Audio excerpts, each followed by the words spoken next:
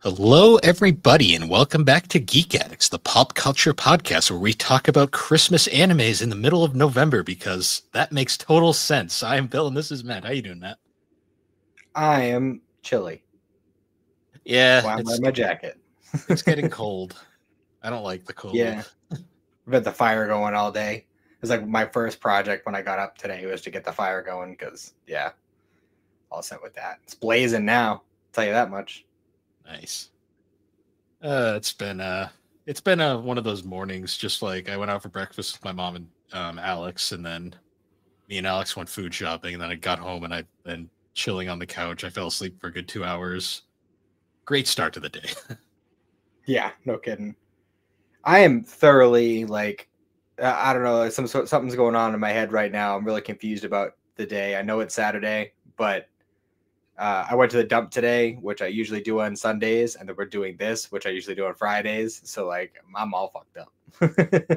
Yeah, it happens sometimes. Like we're going because next week's a short week, 3 days, or it's probably going to be 2.5 for us. But yes, we're recording a Christmas episode just before Thanksgiving. Yes, because that makes perfect sense. We're quite a bit ahead compared to the other shows. Yeah, I remember there was like that period of time where we were struggling like to get episodes in. Like we were constantly like just barely like ahead, and then like we somehow got like a ton of them recorded at like this one period, and now we're like super ahead. Well, it helped that we had those pilot episodes ready to go. True, like those did fill in 3 weeks. And we still have a fourth one that's going to be saved for a undetermined time. So you know what's funny is speaking of Christmas, I got a text from my mom earlier today. She was asking like what Xander wants / needs for Christmas, and I went and asked him about it. And like, keep in mind, this is the kid who like literally he will spend all year like leading up to his birthday, leading up to all sorts of other things. Like, hey, like I really want this, I really want that, I really want this. But when I ask him what he wants for Christmas, it's just, oh. He's reaching that age. You serious, dude? You've been telling me all year, like all these different things. I can't keep track. You got to keep track of that shit, man. You're supposed to be marking that shit down for your Christmas list. But he was always very late mailing out his Christmas list for Santa. It's a big deal. It's a big deal. Yeah, right. Which I did receive the first thing that I actually got for him, which is it is for him because he did ask for it, but if he didn't get it for Christmas, I would have. So it's sparking zero. Oh yeah. So I keep forgetting that came out. To be honest. Yep. And I'm excited to play it, but I have to wait a month. Yeah, it's fine. I got to wait on a few games as well that I'm pretty sure I'll be getting around then as well. But I did manage to wring a couple answers out of them for things I could tell my mom, because I know she's shopping Black Friday deals, and just like on a whim, I was just kind of scrolling through Amazon and I saw that Final Fantasy VII Rebirth was on sale for $40 right now. So I was like, hey ma, just in case you're shopping Black Friday deals, wink wink nudge nudge, here you go. Yeah. Because I still have yet to play that. I still have really not even played the first one. I don't know why that game just isn't doing it for me. Well, you're definitely more of a turn-based RPG kind of guy for the most part. I'm a turn-based fan. 7 also I'm not as big a fan of as like 8 per se, or other games in the series. I'm also, when it comes to RPGs, I'm more of a Tales series or a Persona guy. But I do enjoy me a Final Fantasy every now and then. I gotcha. You see, I enjoyed the experience of Remake. I still haven't finished the DLC for it. I really should do that. I don't know why. I wasn't crazy about how Yuffie controls. Yeah. I mean, that's kind of a thing with like a game like where they're trying to make all the characters super unique. Which I totally understand. It makes sense. You know, you don't want everybody to just be reskins of each other, but I mean, maybe it's just because I played it too close to finishing the game. Like I was Possibly. so used to playing as Cloud and Tifa and Barrett that like by the time I got Yuffie, it was just so radically different from all the others that it was just kind of jarring. Hmm. Maybe if I went back and play it, which I really should play the DLC through before I jump into Rebirth, but I don't know. We'll see. We'll see. Yeah, speaking of Black Friday sales, I was browsing Amazon. I got a few things in the mail today. Nice. They showed up literally Anything right in before we. particular? Uh, me being ancient like I am, I bought CDs because I still enjoy CDs. Fair. Yeah, and I got a couple of them on sale. I got the new 311 album. Nice. I I got didn't even know they were still making music. oh yeah, they're still doing it. I got the new Offspring album. I didn't even know this was a thing. Just kind of saw it on Amazon. I was like, cool. There you go. I didn't also the new Skillet album. I didn't realize Skillet made a new album. You know, all these guys are still pumping stuff out apparently. Yep, and the most controversial album I bought. I got the new Linkin Park album. There you go. So, which I don't hate, but I also don't really feel like it's a Linkin Park album, if that makes sense. No, I get that. But yeah, I also got in the. I mean, I don't know how much I'm gonna be able to get for Cindy because I'm kind of focusing on the kids, but I did get her a book that she wanted. It was Lost in a Mountain in Maine. Oh, nice. It's a it's a nonfiction book. It's like an actual like true story. This dude who got lost in Maine, and it sounds pretty wild. She told me a little bit about it. I think there's actually a movie that just came out for it or is coming out. Nice. But yeah, it's really interesting. I'll probably end up reading it too. And the Inkheart book series. I haven't thought about those in forever. The author released a fourth book. I think it was actually earlier this month. But that's gonna be what Cindy gets me because I mean those were like big books when I was a kid growing up. When I heard she was writing a fourth book, I was like, gotta get it. I have not thought about that series in a very long time. Yeah, it's one of my favorite ones from when I was a kid. Yeah, I got my small little book collection over there of like small books. Yeah, we still gotta discuss what we're gonna do for our other manga series. Yeah, we'll figure that out probably after the holidays and everything because we got Thanksgiving coming up, and that Thanksgiving is. I love Thanksgiving, but it is always an ordeal. Yeah, but I mean, if we pick something on the shorter side, it might be reasonable because we already kind of have like a kind of easier episode planned for next week. So we got a good couple weeks to read whatever it is. So if we decide, within the next couple of days, then make it a little easier. True. Yeah, other than that, I did a little bit of padding for the anime list yesterday. I heard. Yeah, because right now I've been watching. So I follow Slade on Annie List, and I can see what he's watching all the time. And he is definitely gunning for the top spot along with Alex. So I'm curious who's going to win. I'm just already assuming we're going to lose. Like I've just given into there's no question. I'm probably going to be lowest, but that's fine. I don't know, man. I mean, I haven't watched as much as I'd like to of this year. We'll see. I mean, if we're going by episode count, it might be a little bit more of like a neck and neck thing because I did watch a lot of One Piece this year, and all of Kai, so that was another pretty sizable show. And Doctor Stone it's not super long, but it's a little bit longer. Yeah, I think the longest I watched this year was probably Rurouni Kenshin. Yeah, getting that out of the way. The original '96 series. I still haven't started the remake yet. I watched the first season. I'm waiting for the second to finish its dub, and then I'll jump into it. Oh, Um, speaking of dubs almost being done, Oshinoko episode 11 just came out dubbed. So that means I think there's like one more or two more. So that'll okay, be cool, finished shortly. nice. Um, yeah, actually, come to think of it, I still had a few unlistened to episodes.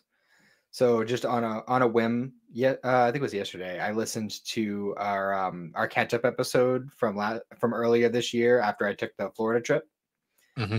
and I'm just gonna throw this out there, Bill. In that episode, when you said I'm finishing up Rurouni Kenshin, and then my next big project is Attack on Titan.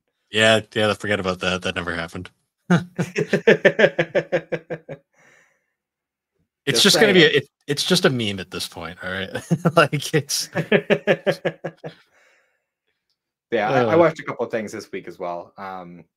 As I mentioned on the 200th episode of GNC, I watched Neon Genesis Evangelion this week, which I didn't hate.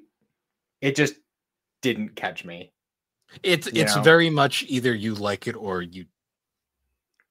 I know it's one of those animes that's like very iconic. Like me being someone who just doesn't get into mech animes, I can't say it's a favorite of mine. I do appreciate it for what it is, Mhm. because it is a very compelling story. It's just so depressing at times. Yeah, it's just the problem for me personally was like I didn't feel like any attachment to any of the characters because I didn't see any really like character development until like episode 16. You also And this watch is the it's only a Netflix stuff, I'm 26er. assuming.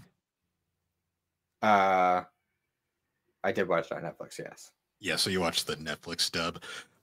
I've always felt like the original like ADB dub is the way to watch that show. Unfortunately, that dub is like harder than freaking crack to find these days. Um, I think there's like a special edition that Netflix put or G Kids put out that has both dubs on it, but it's like it's hard. It's the harder to find one. But Mhm. yeah, that original dub I just hit differently back in the day. That's fair. I don't know. Just something about it didn't catch me the It's way I was hoping. it's not for I everybody. Yeah, well, it's like you said, like I'm not crazy about mech animes either. Like I was never super interested in them. I do want to give some more a shot because I'm sure there's at least a couple out there that I will like. Although technically, apparently, people classify Attack on Titan as a mech anime.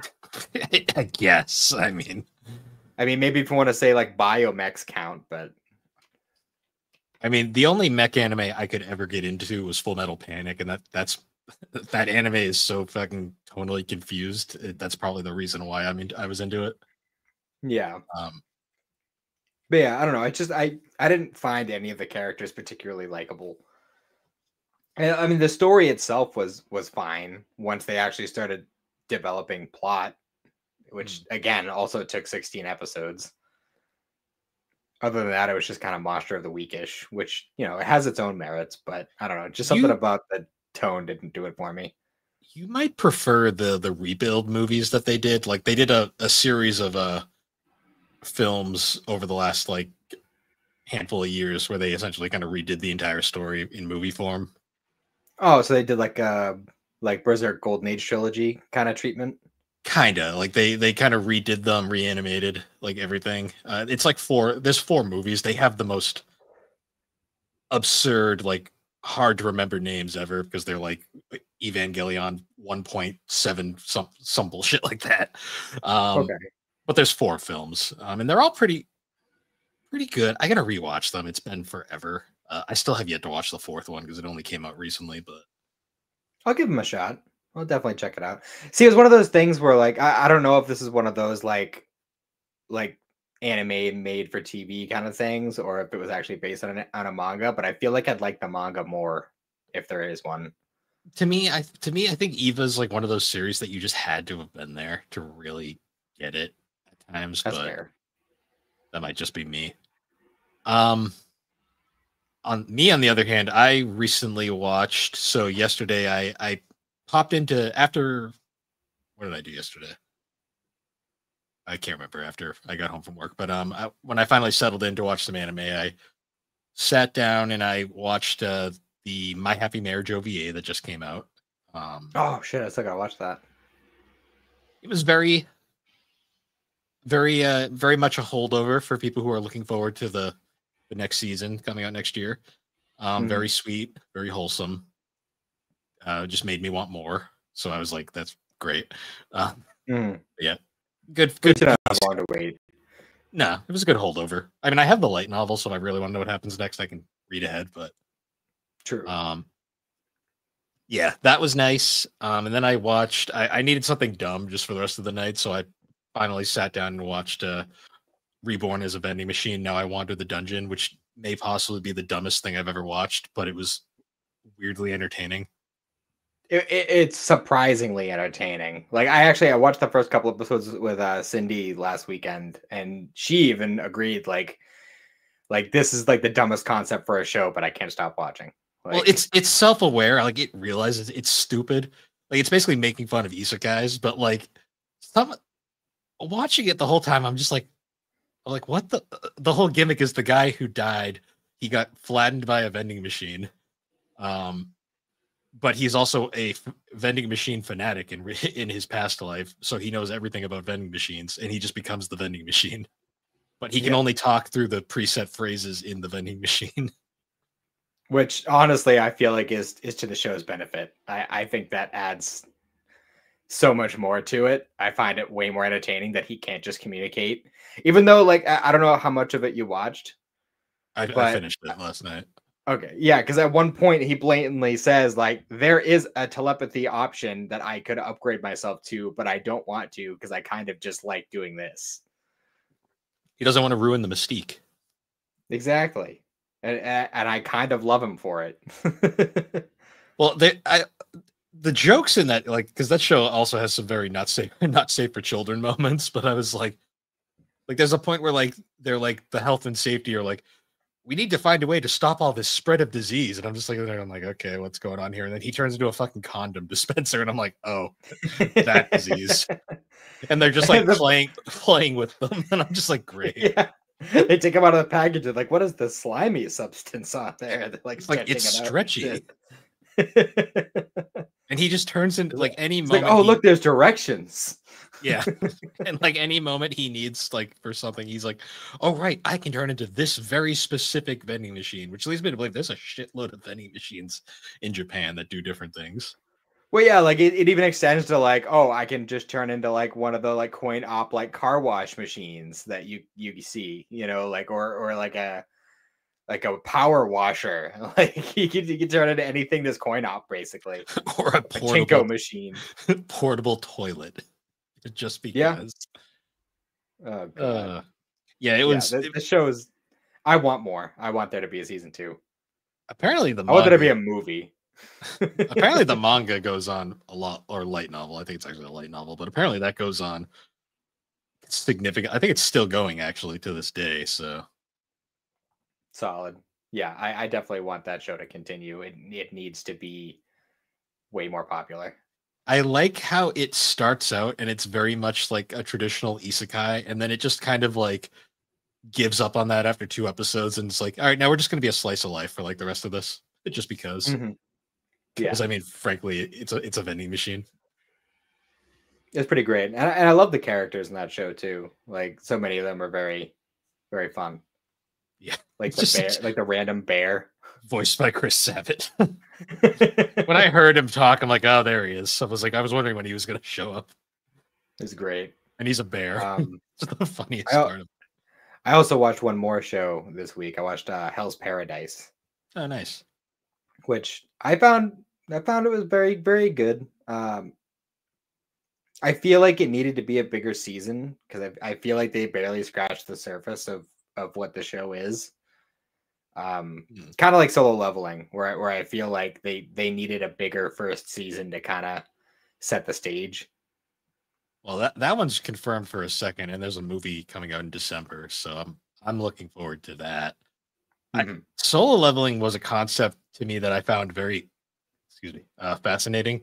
Where it's like it's not a guy that gets isekai'd into a game world; it's a world that's just isekai'd, and the main character is he's literally the player, and he's like this loose cannon, like kind of removed from everything. And I just kind of like the idea of a loose cannon protagonist who like kind of just does his own thing and completely is separated from the rules of the world.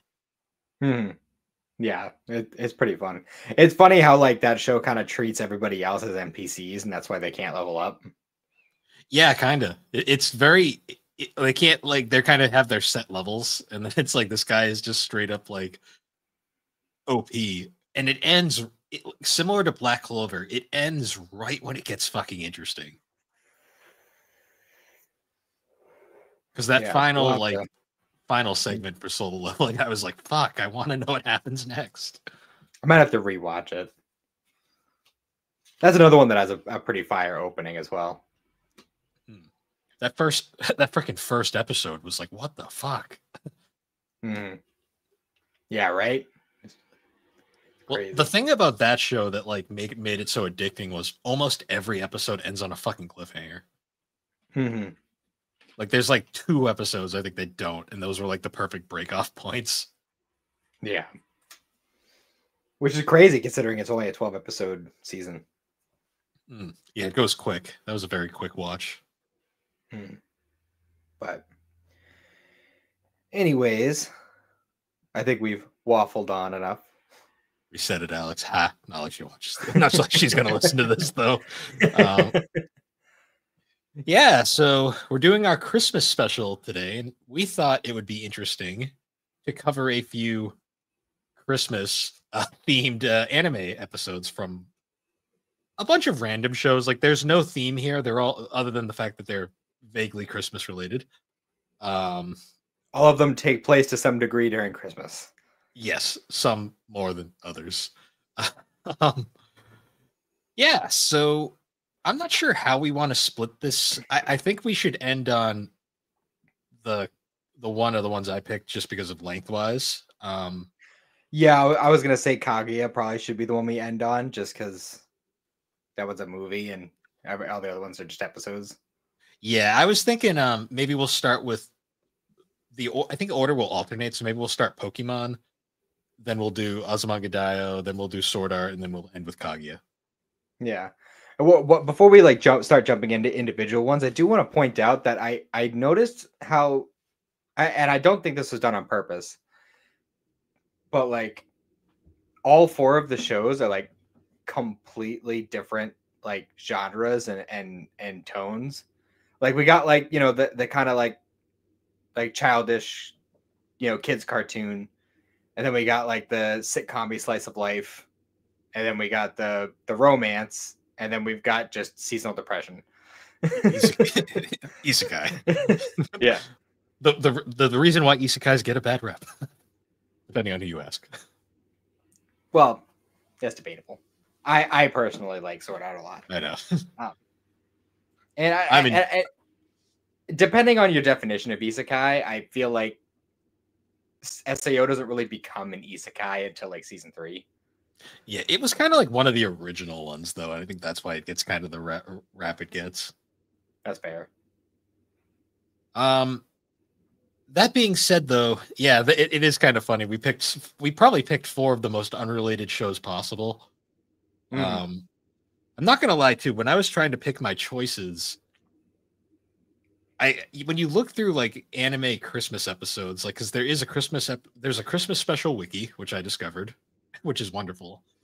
The majority of anime Christmas episodes tended to be slice of lifes, just by proxy.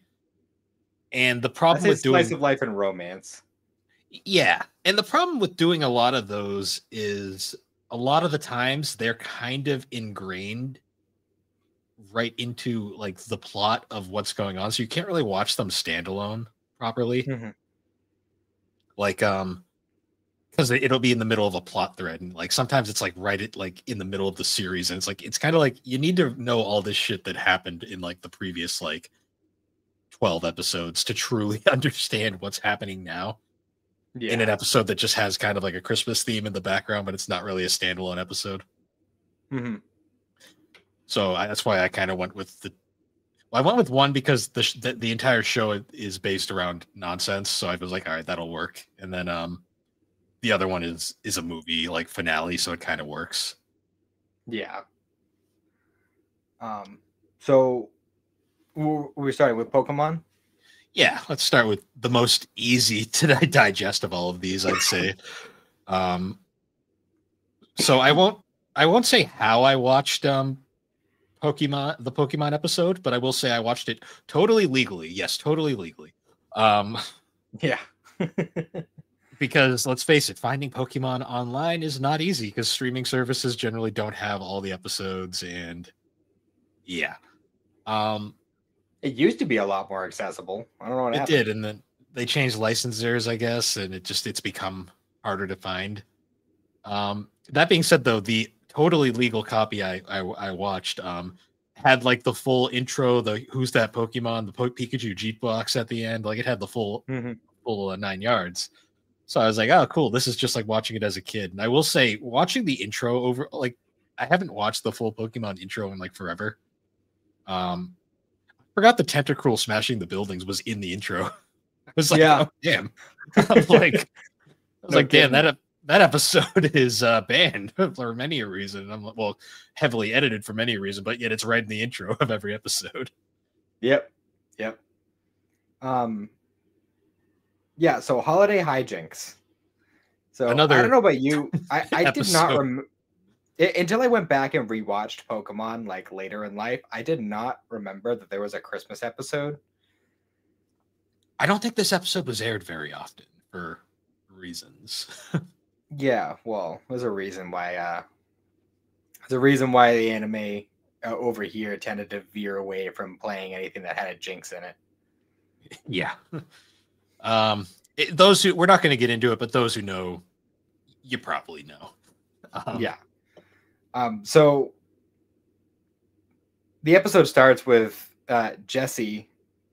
For some reason, Team Rocket's hanging out in a castle. On a cliff. Yeah, they just have Yeah, one of those. I don't know where the hell that came from because What they spent like half the episode in a castle. was this like a recurring thing, or is this just a one-off thing that will never get brought up again? Because I don't remember this at all. I'm pretty sure it's a one-off thing, and I could be wrong about this, but when she was flashbacking to when she was a kid, I feel like she was in the same room, which leads me to believe that she was living in that castle, and that's where her parents lived. Isn't like Jesse's backstory really fucking vague too? Because I know James's is fully developed, but Jesse's was always kind of like, Well, I think like the only real like detail we got on her backstory that she was so poor that they used to eat snow. yeah, her backstory was really dark over the Yeah. years. Um, Which is really funny when you consider like her and James on the team together. Like James was like a pampered rich kid, and she was like literally eating snow. it explains a lot about their dynamic. Hmm. So yeah, like she's like they're like planning on they had like this plan to capture Santa Claus to steal a bunch of Christmas presents. Because Jesse is under the belief that Santa Claus is actually a jinx because a jinx in a Santa suit came into her room when she was a little girl and stole her favorite doll. And that's why she hates Santa Claus. Yeah. Like many Pokemon anime episodes, this is a one-off plot thread that will only ever be mentioned once and never brought up Yeah, again. for real. So then, like, Ash and the gang, they find said Jinx on a beach randomly, and it's got Santa's boot. And they're like, oh, this must be Santa's Jinx. I gotta say, first off, Jinx is just such a fucking weird Pokemon. Like, Oh, yeah. I've never been a fan of the Jinx line of Pokemon. But putting that aside, I love the fact that like Ash's first instinct is like, ooh, Pokemon, gotta catch it. Yeah, right. Pikachu Thunderbolt just doesn't even like think about type match or anything, just immediate attack because Ash is Ash. And of course it doesn't work. And then he tries to throw the Pokeball at it and it fails immediately. And they assume, oh, this Pokemon must be owned by someone else. They're like, but whose Pokemon could it be? Why is it out here by itself? And then Misty realizes she's like, hey, it's got a boot. it must belong to Santa. And they're like, how? And she's like, there's a picture of him on the inside. I'm like, yeah, that totally means it belongs to him. That tracks. That tracks. I love the well, we find out that the Jinx was from the North Pole and it was standing at the edge cleaning a boot and the ice broke and she drifted to wherever she was there. And the whole I love the logic of Ash's team because Ash's team has always been it's amazing they've made it this far in life sometimes.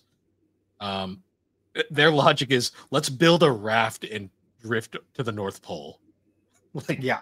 Which, considering, like, in the context of the episode, this is like right before Christmas because Santa goes to like deliver presents at the end of the episode.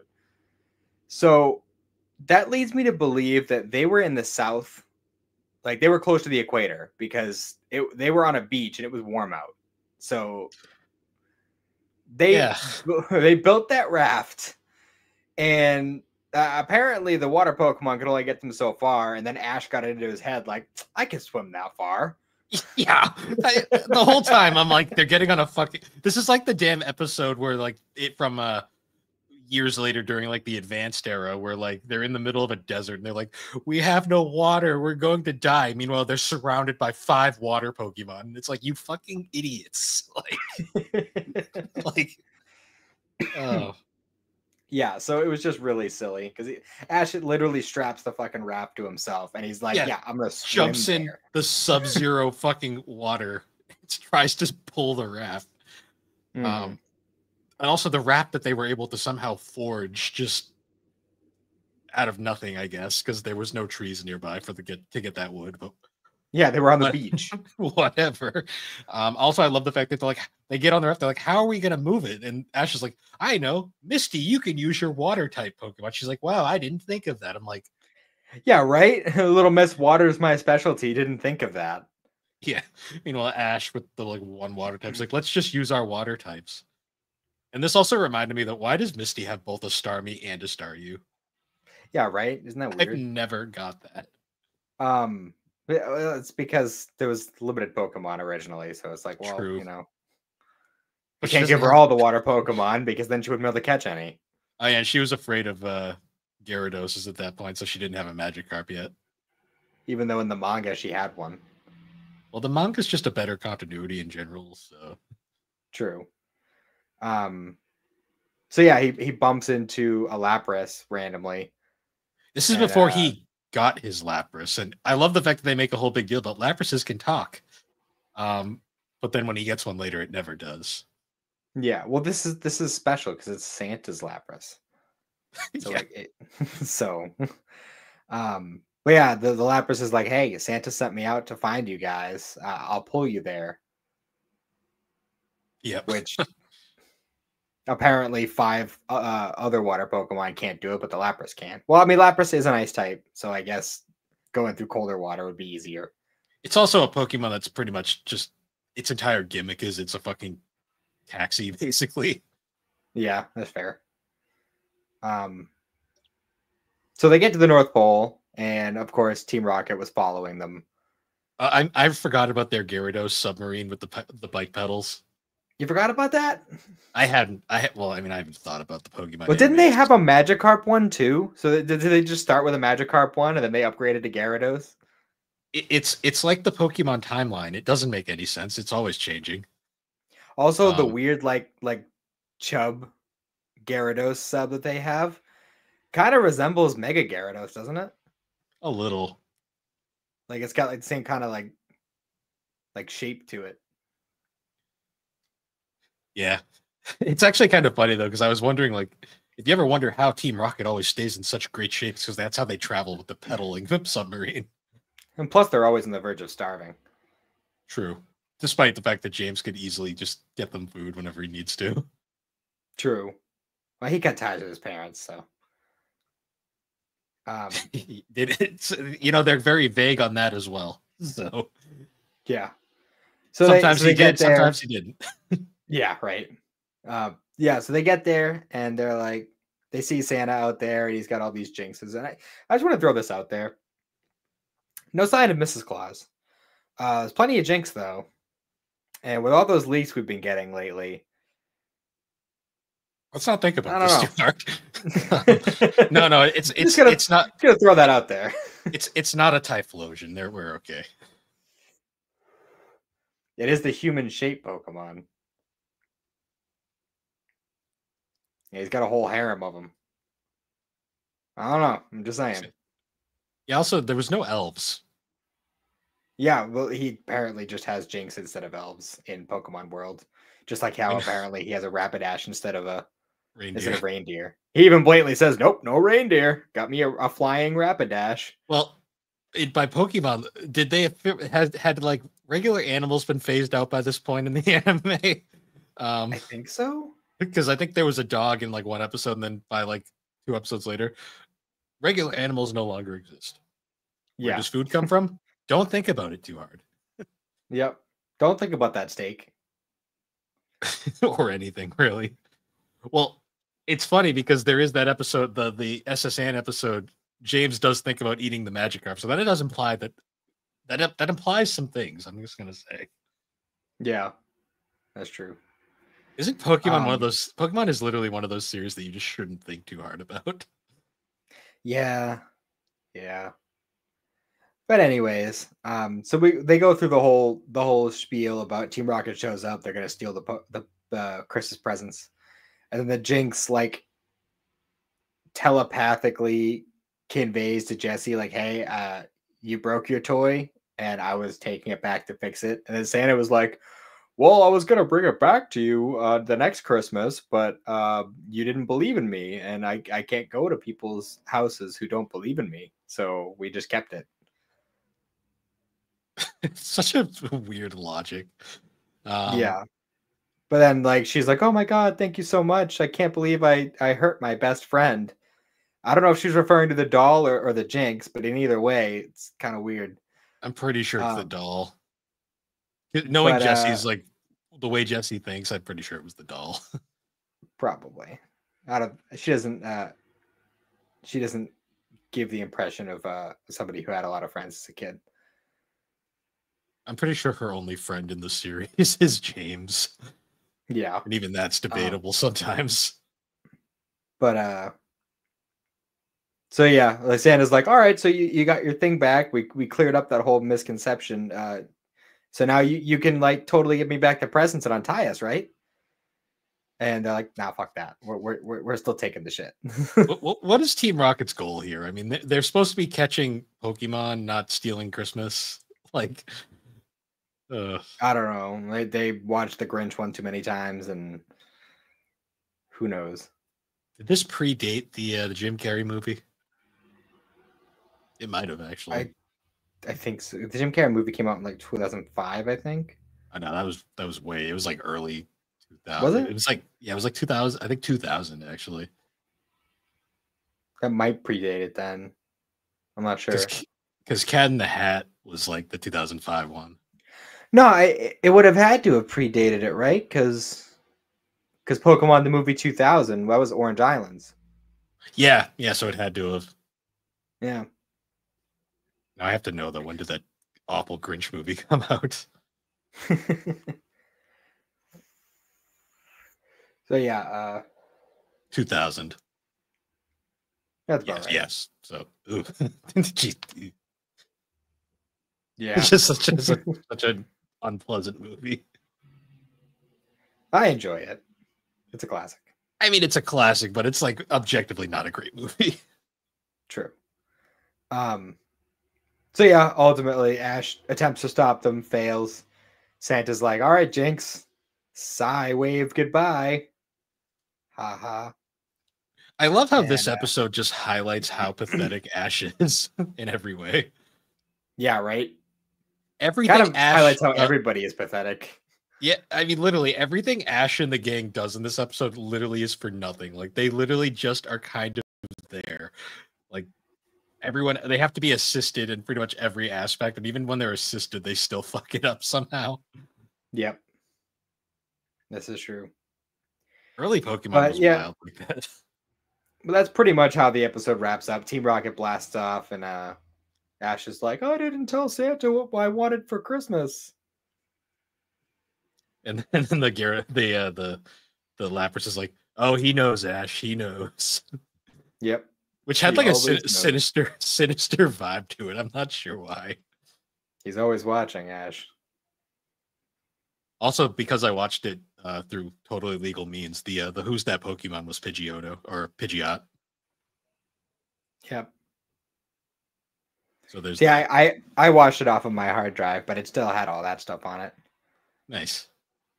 Also, it ends Um, with Jesse, James, and Meowth back in their castle, and they're just like beat the shit in their beds. yep. They're laying in the bed hoping for Santa to come and bring the presents. Yeah. Although James does have the foresight to be like, I don't think we're gonna get anything after our stunt we pulled earlier. Yeah, right. Because James was always the one that was at least somewhat on the smarter side of things. Yeah, even though he keeps getting swindled by the Magikarp guy. I mean, hey, he's a good salesman. Yeah, I mean I'm pretty sure that's the reason why they're like always starving, is because he keeps blowing all of their salary on Magikarps. Magikarps and fake everything, basically.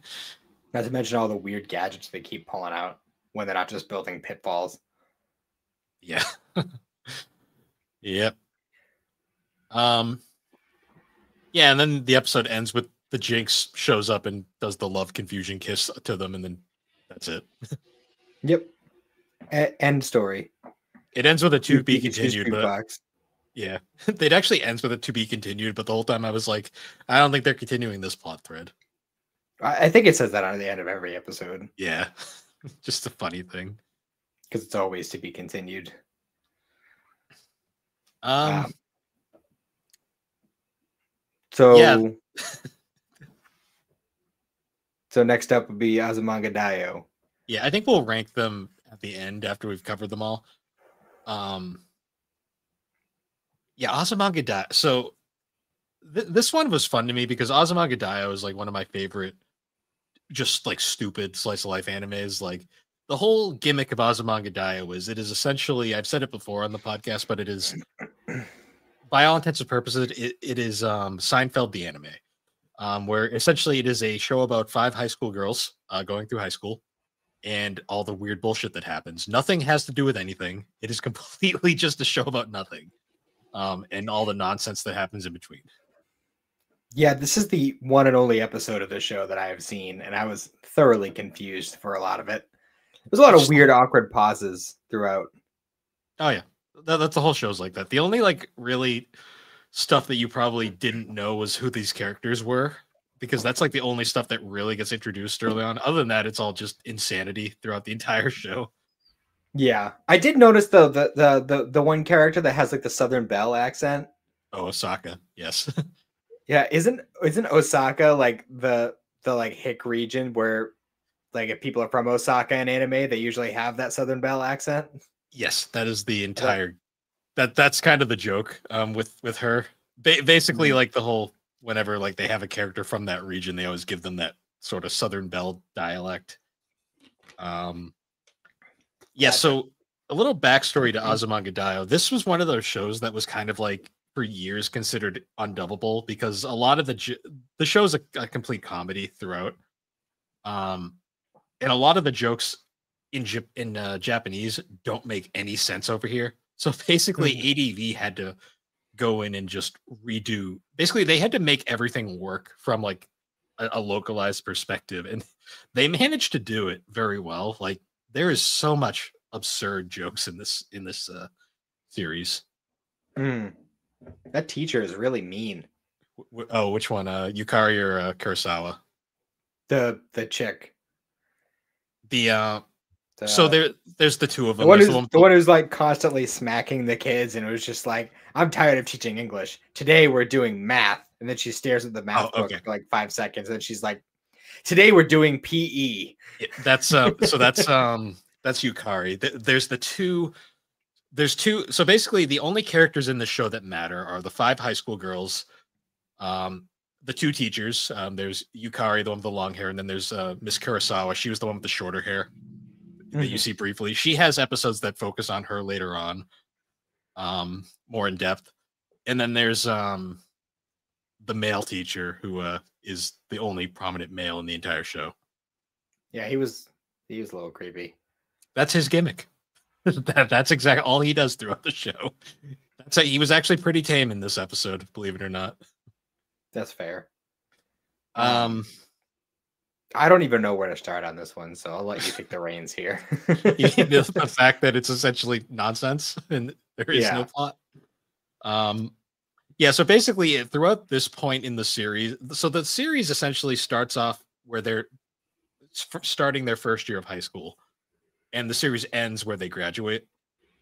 So this episode takes place sometime around the end of their second year, right around Christmas time.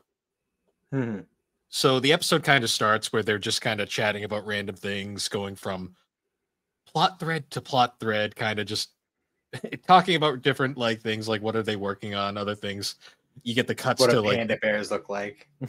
Yeah, like the whole like are they black bears with white or are they white bears with black? It's like the questions that we have to know. Also, they're questioning whether people know that Santa Claus exists or not, which is always fun. My favorite line is the one where the one girl Tomo, who is the she's like the classic trope of just the high school girl that's constantly just like on like speed the entire time. She has this whole point where she's like, Santa doesn't exist, reindeer don't exist, and everyone's like, reindeer exist, Tomo. And she's like, what? She goes to every person, she's like, do reindeer exist? And they're like, yes. And I was like, reindeer are real. They just don't fly in reality. Yeah, I loved that whole bit though. That was really funny. Well, I love it too because they go through every character because all the characters are different tropes. Like, so for starters, there's Tomo's the one that's kind of the crazy, like always on full, like 100% energy. There's a Chio who is like the really gifted like child who's just in high school for some reason. There's Osaka who is her own personality, which is essentially she's just a space case. She gets great in certain episodes. There's Yomi who is like the one straight character that's just basically like always like the only sane person basically. She's the one with the glasses. And then there's Mrs. Sakaki, who is the really awkward tall one. Gotcha. Oh, and then there's the sporty one with the tan. She shows up later. But yeah, each one of them has their own personality traits, and I just love how she goes to each one of them. And even like the most ditzy one, Osaka's like, yeah, reindeer are real. They just don't fly in reality. Yeah. It was pretty great. And there was the little thing where it was just like, oh, if you could have anything at all for Christmas, what would it be? It's like 100 million yen. Yeah. I mean, they're just being realistic. I mean, fair. I do love that the whole scene though, with like anytime Yukari is the best character in the show by far. She's actually voiced by one of Lucy Christensen, so Nami, if that voice sounded familiar. Okay. And I love her entire gimmick in the show is like so she's like the first character that like appears in the show where she literally steals a kid's bike to get to school because she's late. And like her entire gimmick is she'll walk into class and just like be like a grouch for homeroom and like write this like dramatic like spiel on the chalkboard. But sometimes she'll show up absolutely wasted and just like that'll be class for the day. But I love her logic. She's like, I'm tired of English. We're going to just do math today. And she looks at the math book for 5 minutes and just goes, screw that. We're going to gym instead. Yep. And then we get the classic, like the other teachers looking outside and like, why is Miss Yukari doing gym right now? Yeah. And it was she was looking through like the catalog because she was going to buy herself something. And she was like, but the snow crab though. Yeah. You'll notice really fast that she is the non-sensible teacher, and Miss Kurosawa, the other teacher, is the sensible teacher. Very fast. I believe Miss Kurosawa is actually voiced by Monica Rai in one of her first earlier roles. Gotcha.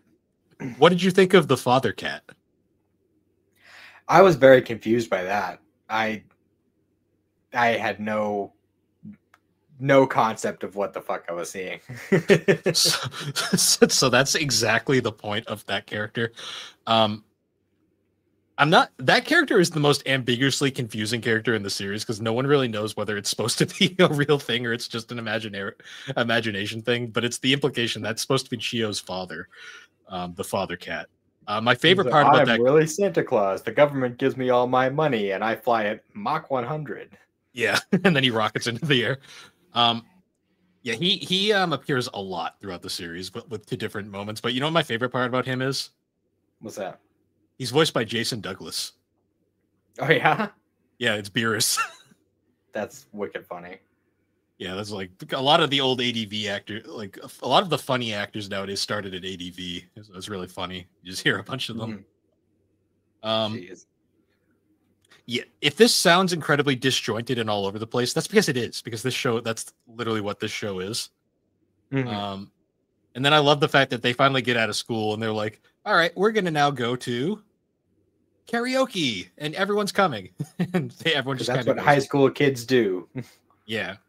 And I love the fact that they all get to sing their songs, and then like, of course, like the running joke is that Yomi's perfect at everything, but then she can't sing for shit, Yeah. which was pretty funny.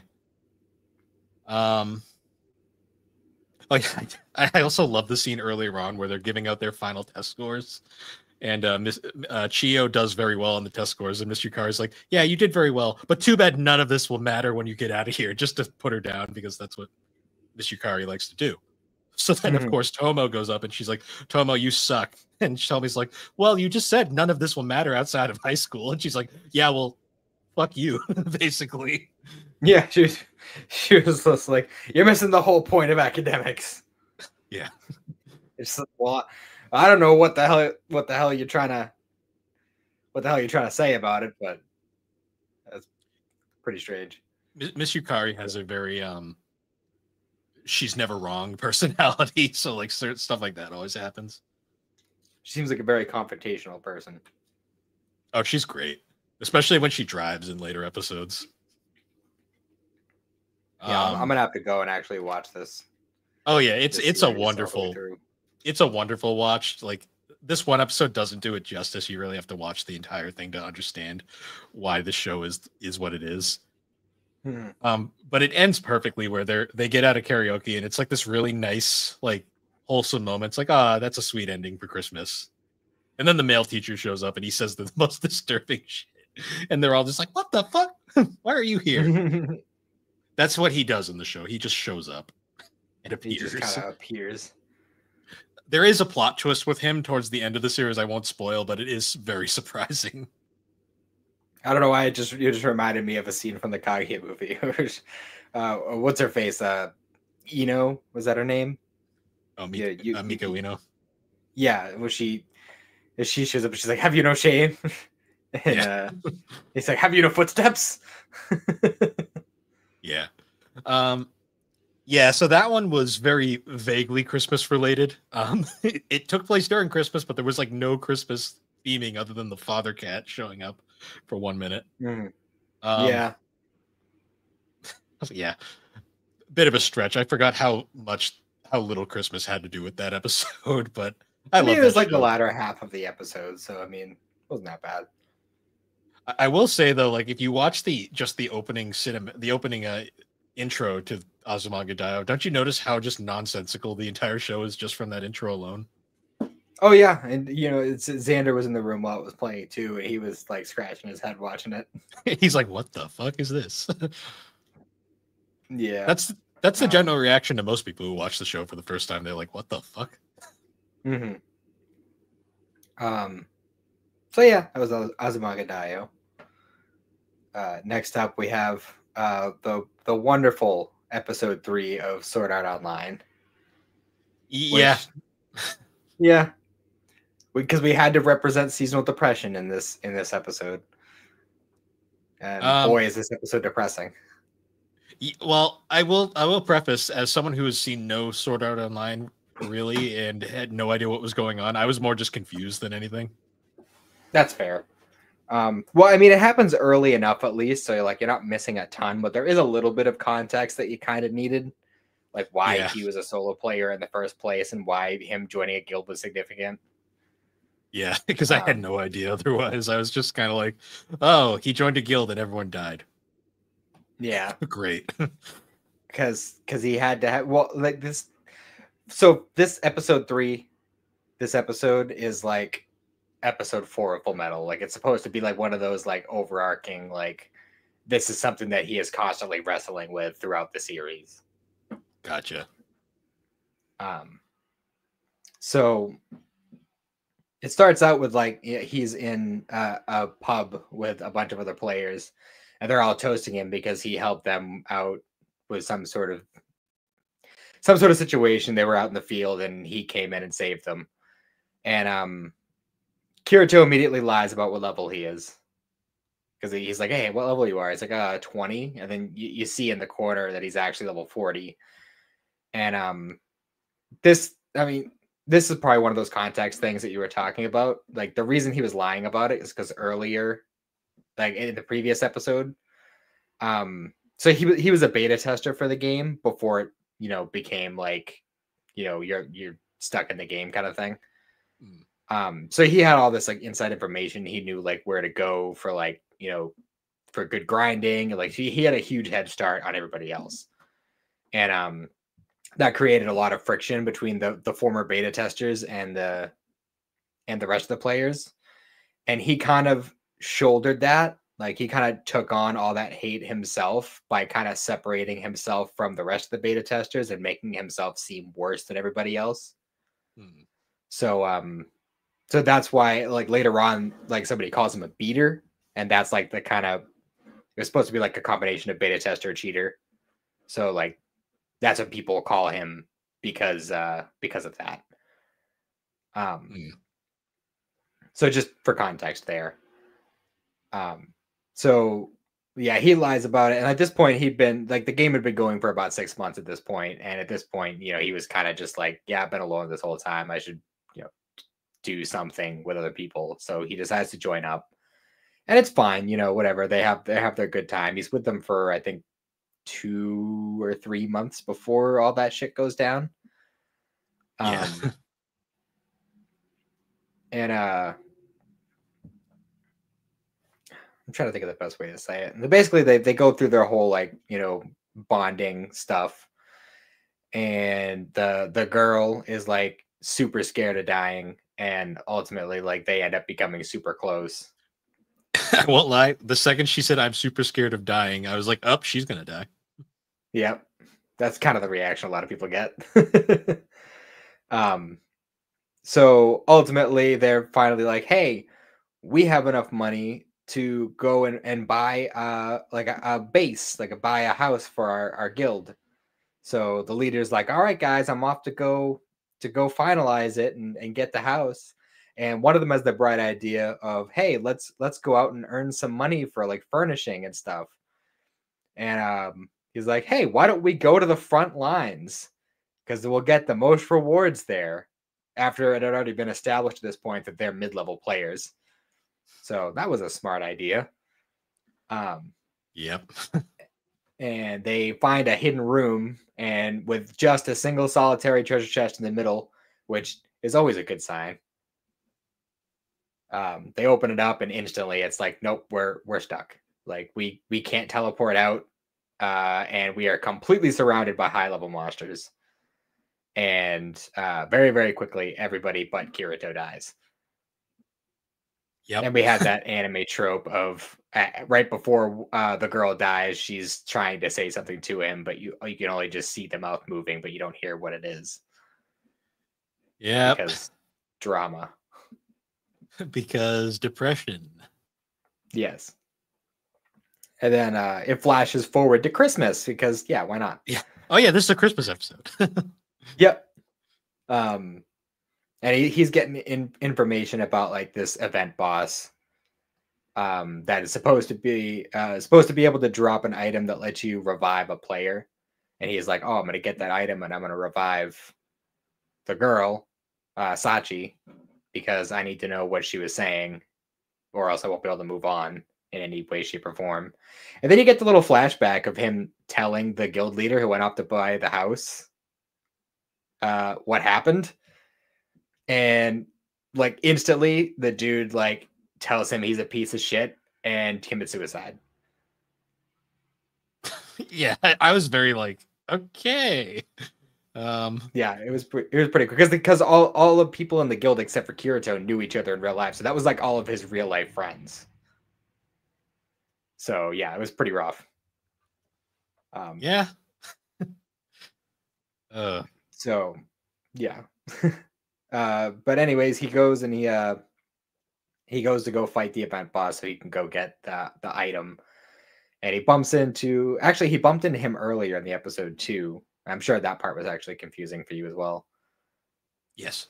So the whole thing where he sees him out in the wild and he's like, yeah, I joined a guild. I'll see you later. And the dude's like, oh, it's still bugging you. What he was referring to was in the first episode when they found out what was going on with the game. Kirito and Klein had hung out and like beforehand and like played for a while. And like Kirito tried to bring Klein along to hit up like the good grindy spots and all that other stuff. But Klein was like, yeah, but I kind of showed up with my friends from this other game and like I can't just leave them there. And Kirito kind of had the choice of like, okay, do I try to protect all like 5 of these people and get them through and take that responsibility, or do I just go myself? And he ended up just going himself. So he's had the guilt about that whole time too. Yeah. Yeah, there's a lot of like psychological shit in this show. A lot. The show actually goes a lot deeper psychologically than a lot of people would expect. It's a very divisive show, I've noticed, just from like some reactions online to it. I definitely think it's worth watching. And it's not super long. No, it's a bit long right now for an end of the year watch, but yeah. Well, I mean, the cool thing about it is like technically each season is technically a different show. True. So But I mean, it's one of those ones that I feel like I might get sucked into, and I don't want to do that right now. That's fair. So yeah, he's running through the forest going to fight the event boss, and Klein and his group show up, and they're like, "Hey, like, you shouldn't go and fight this thing by yourself. Like, you know, this game is dangerous. You could actually die." And like, Kirito's ready to throw down. He's ready to fuck these guys up, to do what he needs to do. But then a bunch of other guys show up, and they're like, "Hey, we somehow knew that you knew where to go, so we were following you." And so Klein and his group hold them off while Kirito goes and fights this extremely demented version of Santa Claus, which was the boss. Yep. It was like, okay. Yeah. And we don't even see the fight because, I mean, it's not really the important part of it, but I mean, I would have liked to see some of it, but whatever. Yeah. Get a little more Christmas in the Christmas episode. Yeah. You get a little bit more than just a quick flash of creepy Santa. We would have to see like some kind of crazy shit that he'd pull out of his present bag.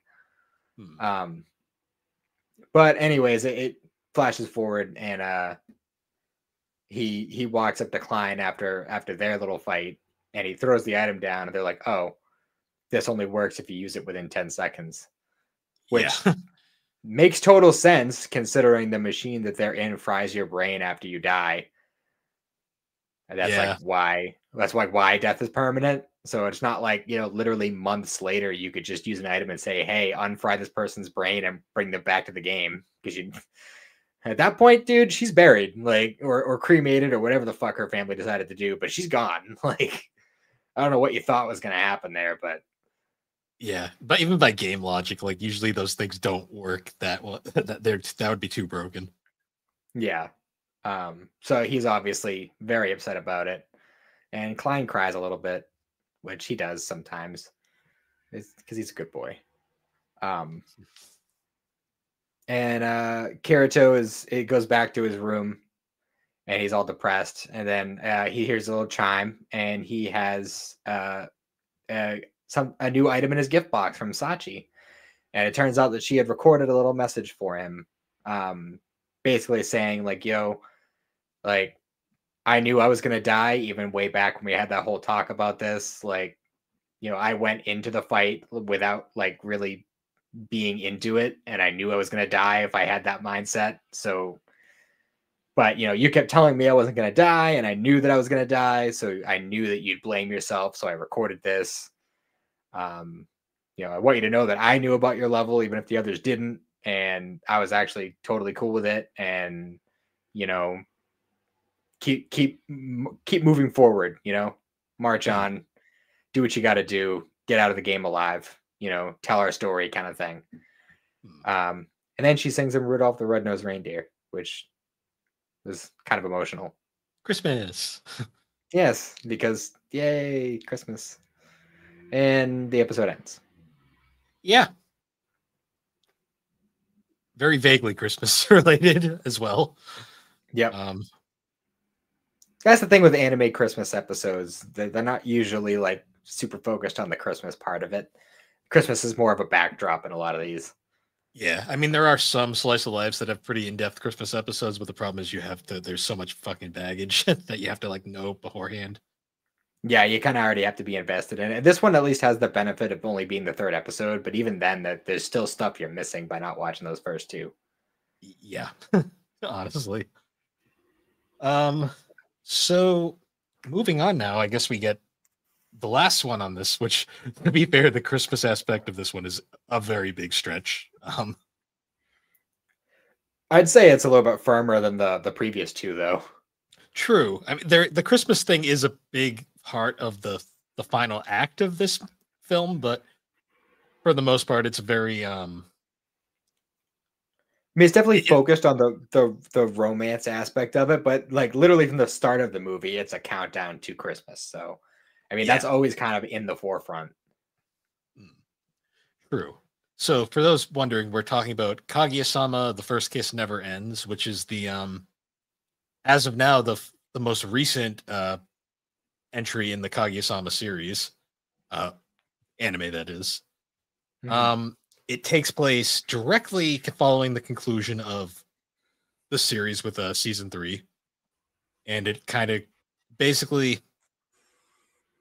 for those who have not seen Kaguya-Sama, it is a series that is based around these two characters, Mayuki Shirogane and Kaguya Shinomori, who are Kaguya Shinomiya, who are the president and vice president of the school's the student council or whatever, for the school that they're in, and they are both hopelessly in love with each other, but they are too proud to admit it to each other. So the entire gimmick of the show is they're basically in this love of war, as the show likes to call it, where they're basically trying to convince the other person to confess first, and the shenanigans get wild. The narrator is the best character, and he gets so exasperated with them as it goes on. It's incredibly entertaining. It is. It's I'm pretty sure it is what I'd call peak rom-com. Like, when I think rom-com, this is probably like what I would recommend anyone to watch. Also subtly depressing. There is some dark shit in this series. Yeah, and even in this particular movie, we kind of delve into that a little bit. Well, this movie is kind of the big reveal of a lot of things. Not everything, but a lot of aspects of these characters. And yeah, so this movie, right after the end of the series, so Kaguya and Mayuki have the big damn kiss on top of the water tower at the end, and finally confess their love for each other. And this movie takes place basically right after it, where we find out that Kaguya is kind of mentally unstable. I mean, we kind of already knew that. If you've been watching up to this point, you kind of already knew that. Yeah, this movie They're though all takes pretty bonkers. Yeah, this movie takes it to another level though, by giving us one of the funniest metaphors in the series, where we see inside Kaguya's brain during through inside Kaguya's subconscious, we get like a view of what's going on throughout this movie. And the implication is it's literally a courtroom where her 3 different personality types just kind of exist. and Mhm. they're fighting with each other and the fights are so ridiculous to the point where the narrator has to point out, by the way, this is just a metaphor. Like this isn't what actually happens. Yeah. But after Um, she gets the first kiss, she kind of devolves into this like childlike personality where she's in the show, she's portrayed as this little like chibi version of herself, and everyone just kind yep. of goes with it. Well, it starts with Hayasaka kind of explaining to her that she's an idiot for slipping some tongue with that first kiss.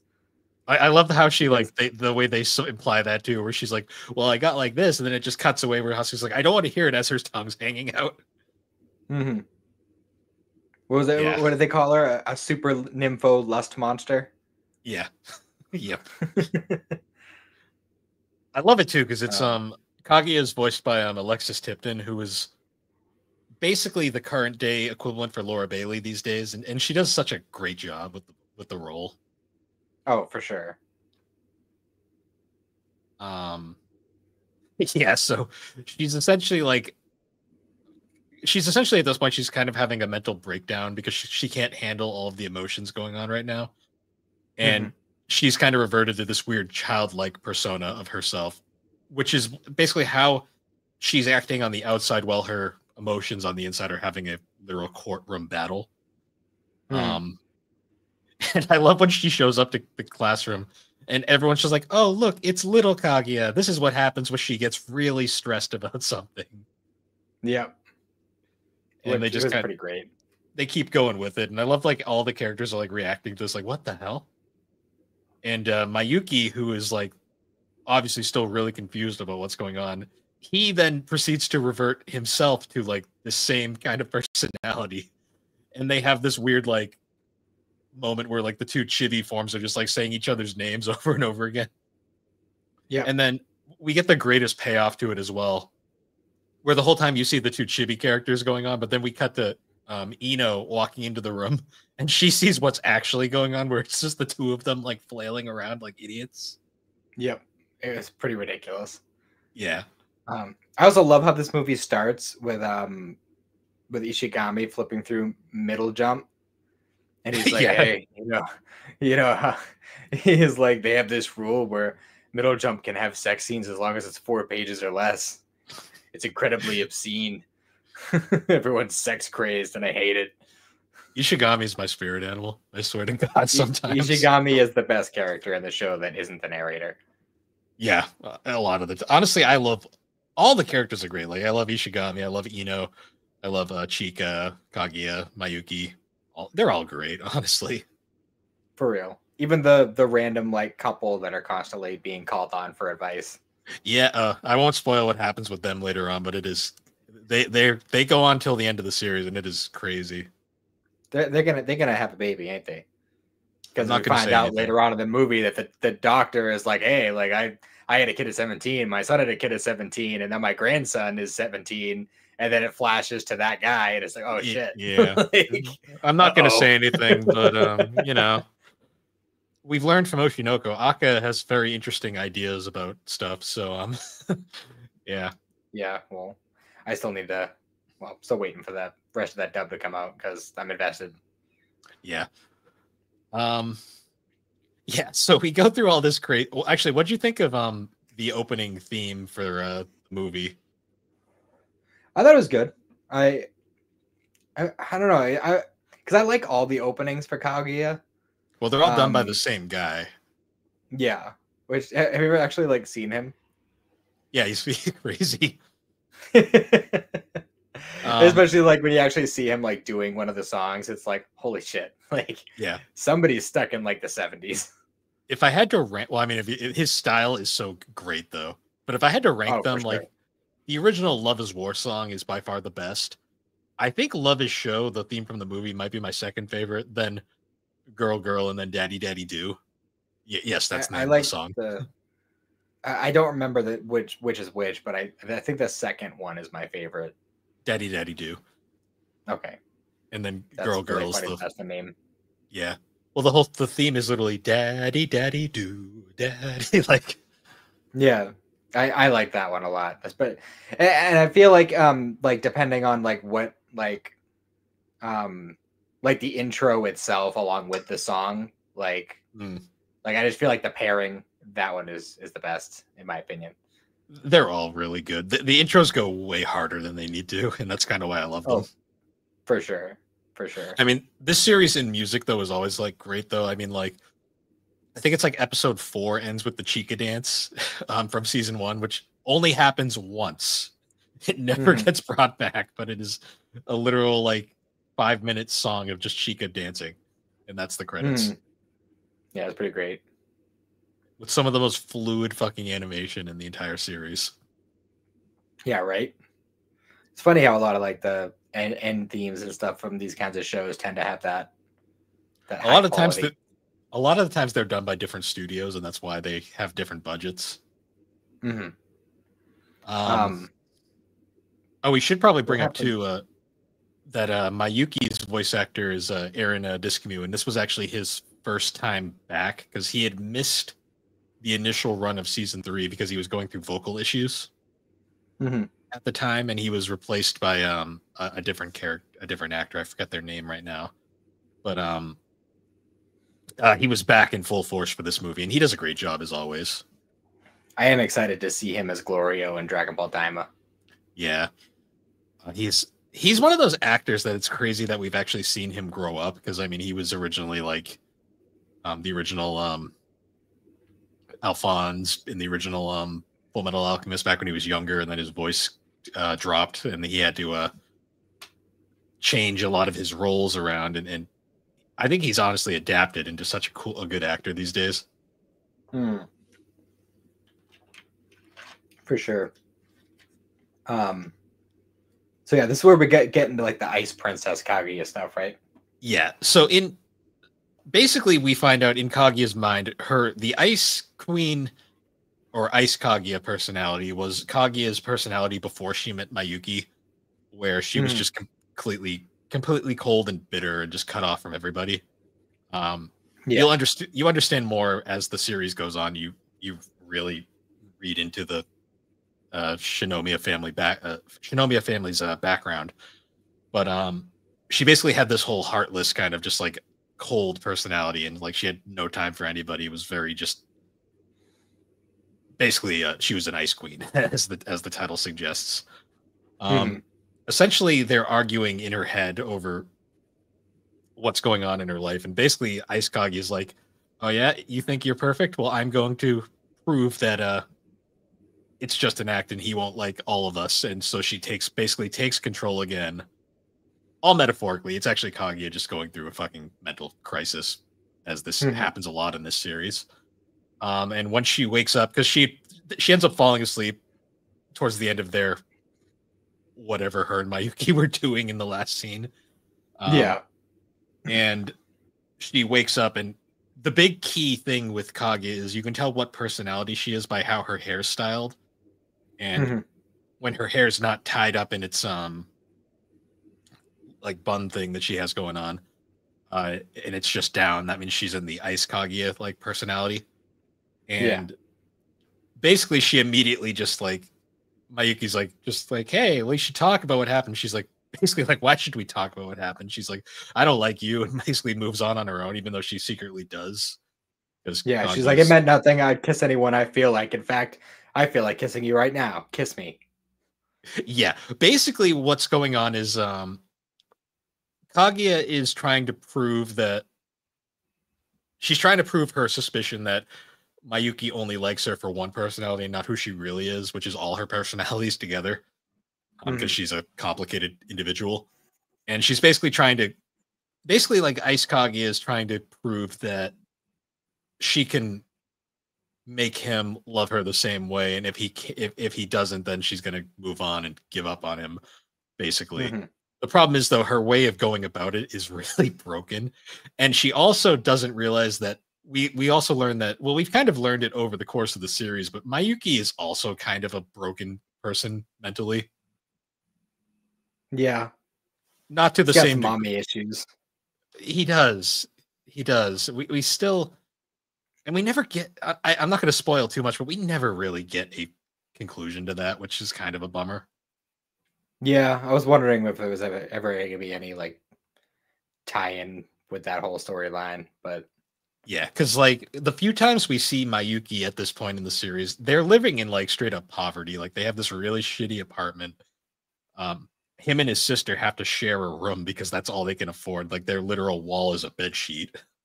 mm-hmm. Um, and he is the reason why he always looks dead inside is because he's like never sleeping and he's got the perpetual tired bangs or tired bags under his eyes because he's always like trying to like do 100%. Yeah. And because of that, he overthinks everything. And while he overthinks things, he doesn't pick up on social cues. Like there's a point where after this, he's walking Kaguya home, and she's doing this dramatic, like she's like, "Oh, I forgot my gloves," saying this very like dramatically and loud, and then she starts flailing Yeah. her arm around, and she's like, "My hands are really cold right now. I can't believe I forgot my gloves. I wish I'd had something to warm my hands with." And Mayuki's like in his head going like, "What does she mean by this?" Yes. Like trying to crack the code. Yeah, like he's overthinking this significantly, and she's being over dramatic. It's literally two people just the entire joke of the series is continuing here, where it's just literally people hopelessly in love for each other that are just freaking overdoing it and failing at life, like usual. But eventually, she just gets tired of his nonsense, and she's like, you know what, screw it, and calls a limo and just gets driven home. Yep. And then And immediately Mayuki, pull their gloves on. yeah, and then Mayuki's like, I don't get it. This woman is confusing. Mm-hmm. Oh, we didn't mention I forget her name, but the girl that Ishigami is into, where she invites him and Miko. Miko, yep. Yeah, it invites both of them to her Christmas party. And like there's like a whole like funny thing where like at first Ichigami assumes that it's like a one-on-one hangout thing. And then Miko is like like, oh, I can't believe I'm seeing this debauchery right in front of me. And she's like, no, I was gonna invite you too. And she's like, a threesome? Like, Yeah, no, a bunch of people. An orgy? yeah. I fucking It's like love nobody but you thought that.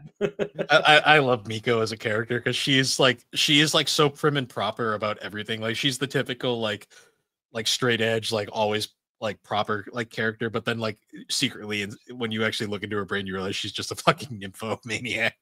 He's incredibly depraved. Yeah. Um yeah, I love that logic though. She immediately just like goes, she's like, a threesome? Every character, actually thinking about it now, like literally every character in this series is kind of mentally broken. Oh yeah, for sure. But I mean, I feel like that's just kind of like a slice of life thing. Yeah, this one's a bit on the extreme side, but It just depends on whether or not they want to be incredibly broken in like a funny way or incredibly broken as in like Fruits Basket, which is yeah. less funny. So a Japanese name, but the character that you're thinking of is Sumbane Koyotsa. Tsugame. Sugame. Yeah, that I can't do Japanese names at all. But yeah, her.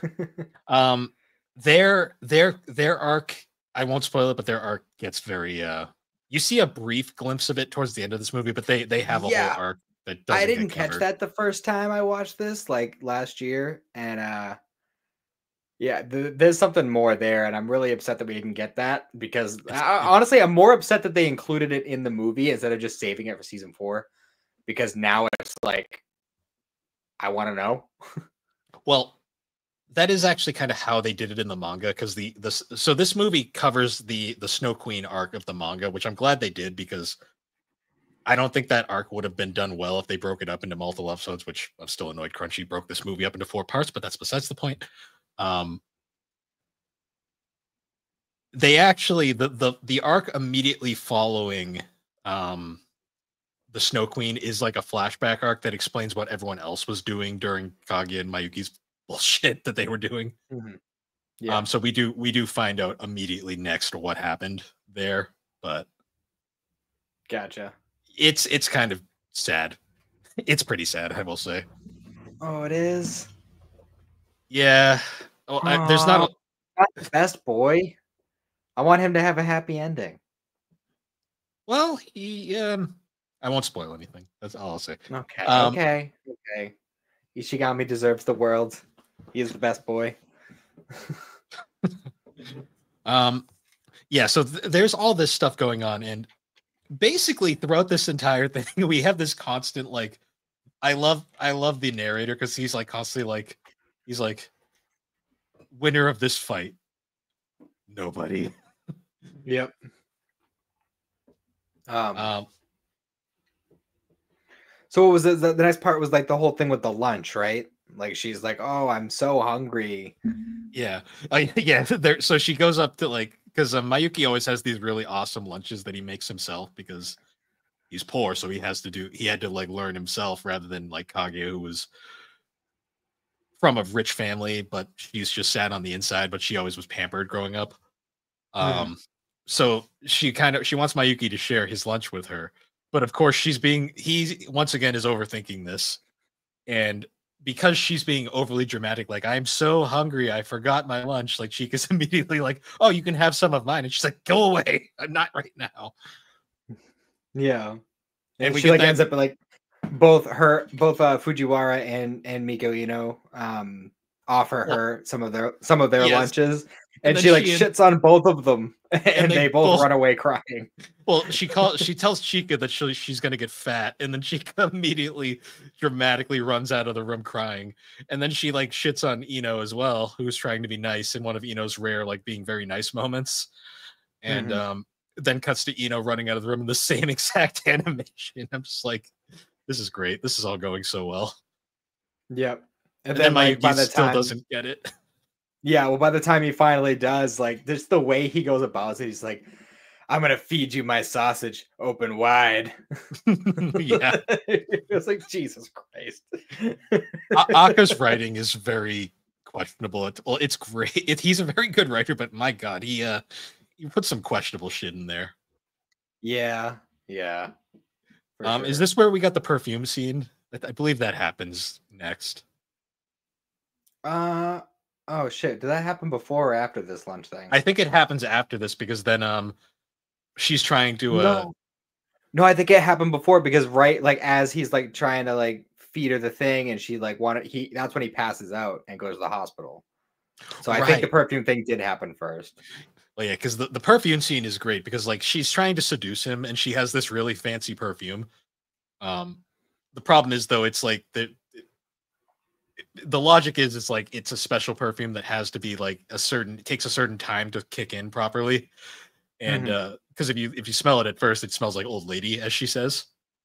Mhm. But because it's too early, um, well, what's funny is she gets caught putting the perfume on by Miko, who's like prim and proper, always following the rules, and then she traumatizes Miko by being like getting up in her face and putting the perfume on Miko to make her go away. Which Mhm. I was like, God damn, this poor girl cannot like catch a break sometimes. She's like, "This smells like my menopausal aunties." Yeah, and then Kaguya has that whole like realization, and then she's like, "Well, it's because you need to take the time. It has the set properly. It There's a takes certain 30 minutes. yeah." And then Mayuki shows up, and she's like, "Oh no, it's too soon." So she starts running away from him, like jumping through windows and stuff. In with Hayasaka's helping her the whole time. Um, Yeah, some crazy like ninja shit she's pulling. Like, what and the like fuck? the whole time like Mike is chasing her and she's like, no, it's not time yet, I'm not ready. And then he's of course overthinking like, oh, so you're not interested, I see. And she's like, no, Yeah. it's just not time. And then like we get the narrator's explanation that because she's been running, her body heat has increased, and because of that the timer has accelerated, so right now she smells good. And he says in that really dramatic Ian Sinclair way, which is amazing. Yeah. um but of course by then Mayuki's just not interested anymore, and she's like, god damn it. Hmm. Yeah, it was pretty comical the whole thing. Yeah. Yeah. Then of course Um, he ends up going to the hospital after the food thing because he hasn't been sleeping and he's been basically working himself to death as he mhm. does. Um and she kind of goes to the hospital, and this is where like we see the cracks start to form on Ice Kaguya's whole personality, where like she realizes like this clearly isn't working. Mhm. And then Which like is he has like that whole like heart to heart with the doctor. I love how the doctor keeps trying to give him like man to man advice, and then the nurse just keeps talking over him, and he just can't get it out.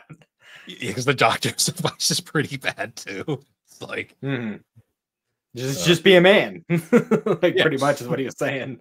See, I love the side characters in the show sometimes too, like that, because like you think back to like I think it's like season 2 where Chica goes to the ramen bar and just chats with the guy at the ramen bar. I love the ramen guys; they're so good. I love any scene with Chica on her own. Like the one thing I will say the anime does way better than the manga is because Chica is voiced by who's Chica's voice actress? It's gonna bother me. I know exactly who it is, but I can't remember the name.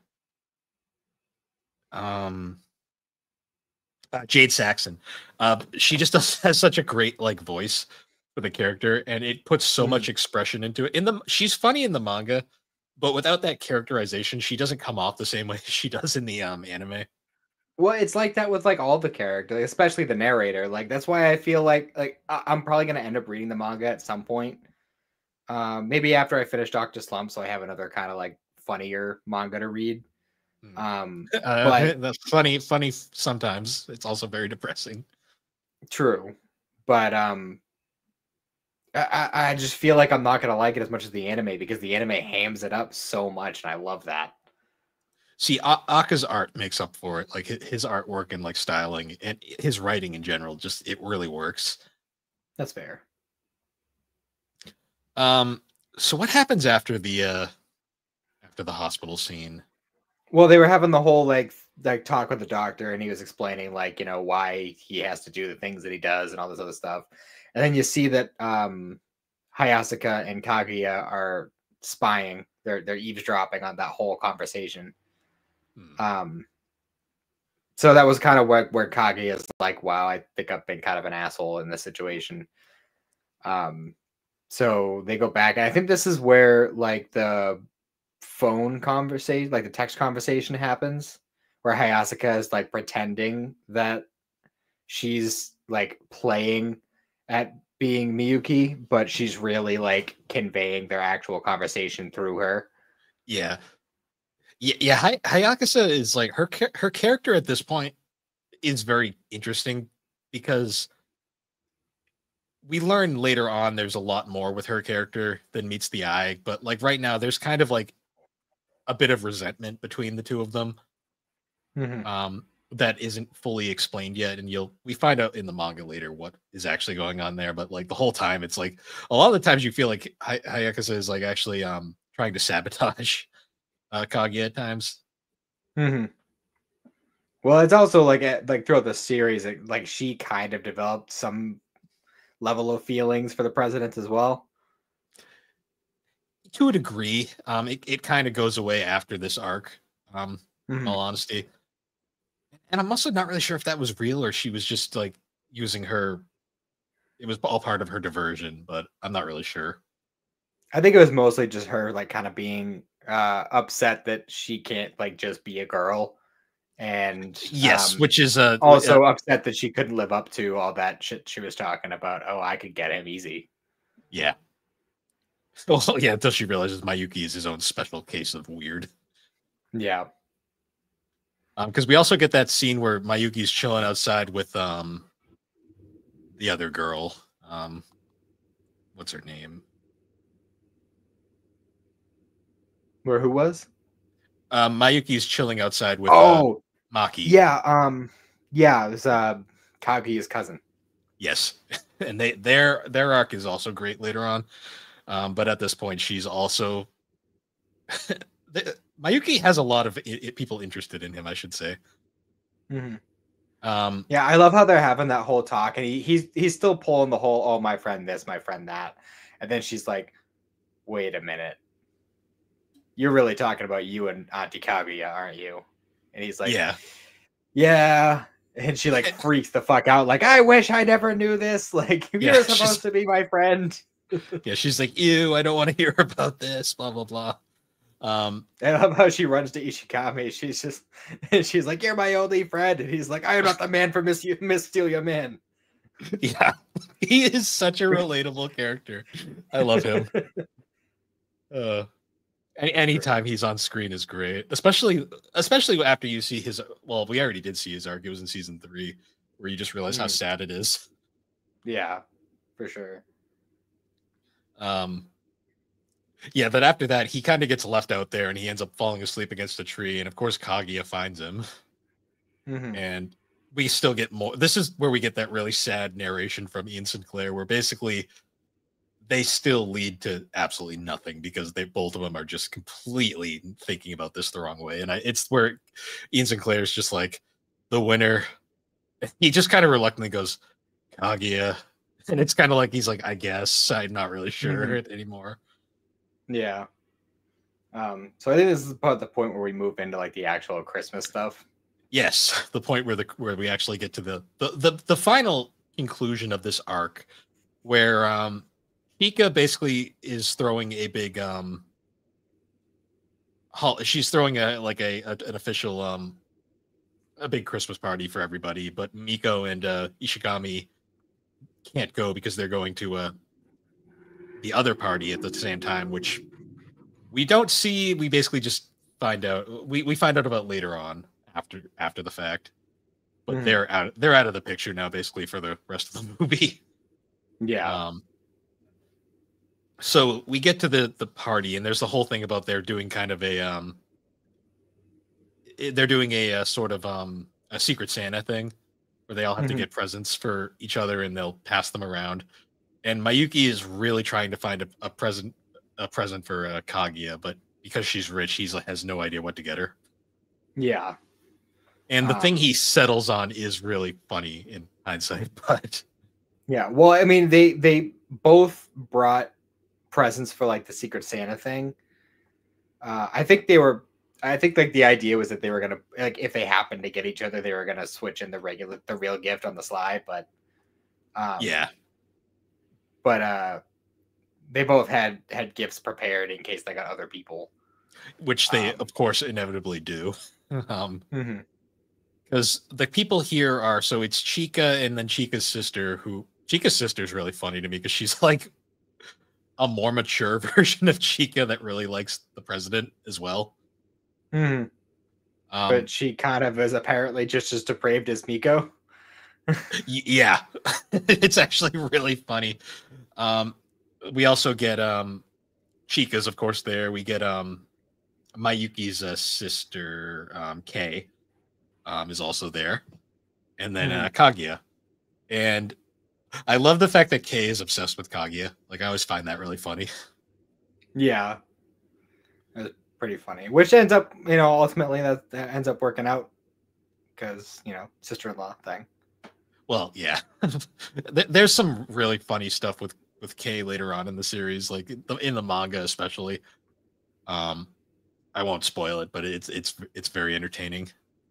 Mhm. So of course they do end up doing the whole Secret Santa thing, and of course the one who gets Kaguya's gift is Kei, and she's like, "I will treasure it forever."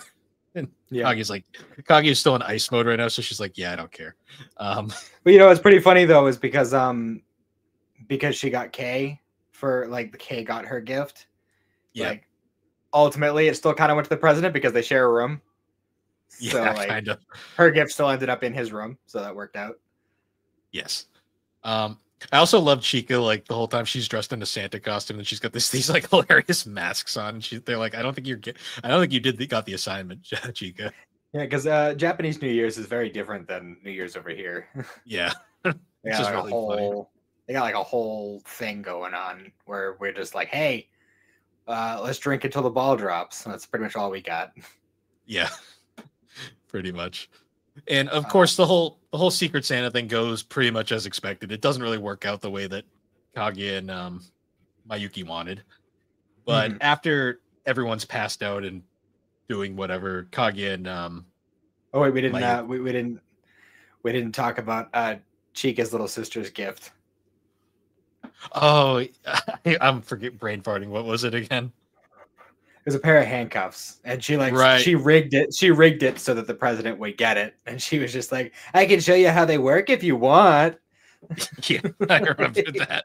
And I was like, Kaguya, Jesus. And he's like, Kaguya is and he not was like, impressed at he, all. yeah. And he was freaking out about his gift. So he was like, he was like really hoping that he wouldn't have the weirdest gift. So when he opened the handcuffs, he was like, "This is exactly what I wanted. I'll treasure it forever." Yeah, It's like and rubbing Kaguya, against his face. Like, and Kaguya and Chika and Kei are all like, "What the fuck is wrong with you?" yep. Uh, yeah, but then of course afterwards they're all passed out inside. But Kaguya and Mayuki are chatting outside, and they're finally seeming to make some progress, like with each other. And Mayuki's like, "Hey, I had a present for you. I'll give it to you." And the whole time, like he ends up then getting like second thoughts where he's like, "No, this is lame. I can't." And he's like, "No, never mind." And then she's like, "Well, no, it's mine. You gave it to me. I want it."